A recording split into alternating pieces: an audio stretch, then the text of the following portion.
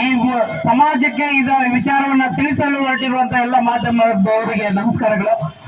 ಬಂಧುಗಳೇ, ಮೊದಲನೇದಾಗಿ ನಾನು ನಮ್ಮ ಕುಮಾರಸ್ವಾಮಿ ಅವರಿಗೆ ಹಾಗೂ ಇನ್ನಿತರ ನಾಯಕರಿಗೆ ಒಂದು ಅಭಿನಂದನೆ ಹೇಳೋದಕ್ಕೆ ಇಷ್ಟಪಡ್ತೀನಿ. ಯಾಕಂತ ಹೇಳಿದ್ರೆ ಈ ಒಂದು ಸರಣಿ ಕೊಲೆಯನ್ನ ಮೊಟ್ಟ ಮೊದಲನೇದಾಗಿ ಬೆಳಕು ಚೆಲ್ಲಿ ಇವತ್ತೊಂದು ದಿನ ಮುಂದೆ ನಡಿಬೇಕಾದಂತ ಕೊಲೆಗಳನ್ನ ನಿಲ್ಲಿಸಿದ್ದಾರೆ.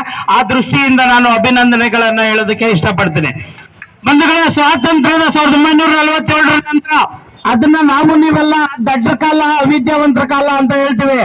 ಅವತ್ತೊಂದು ದಿನ ಲಿಂಗ ಸಮಾನತೆ ಅನ್ನುವಂಥದ್ದು ಗಂಡು ಮತ್ತು ಹೆಣ್ಣಿನ ಒಂದು ಪ್ರಕೃತಿಯಲ್ಲಿ ಒಂದು ಅಂಕಿ ಅಂಶಗಳು ಏನಿತ್ತು ಅಂತ ಹೇಳಿದ್ರೆ 1000 ಪುರುಷರಿಗೆ 1236 ಹೆಣ್ಣು ಮಕ್ಕಳು ಇರ್ತಿದ್ರು 1947ರಲ್ಲಿ. ಆದ್ರೆ ಇವತ್ತಿನ ದಿನದ ಅಂಕಿ ಅಂಶದ ಪ್ರಕಾರ 1000 ಗಂಡಸರಿಗೆ 933. ಈ ಒಂದು ಲಿಂಗನು ಅಸಮಾನತೆ ಏನಿದೆ ಇದು ಪ್ರಕೃತಿಗೆ ವಿರುದ್ಧವಾದದ್ದು.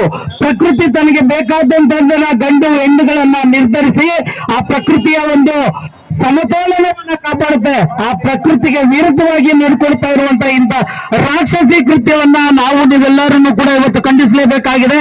ಇಡೀ ಜಿಲ್ಲಾಡಳಿತ ಈ ಒಂದು ಕೊಲೆ ಕೃತ್ಯವನ್ನ ಸಮರ್ಥನೆ ಮಾಡೋದು. ಕೊಲೆ ಅತ್ಯಾಚಾರಗಳಿಗಿಂತ ಘೋರ ಅಪರಾಧ ಇದು.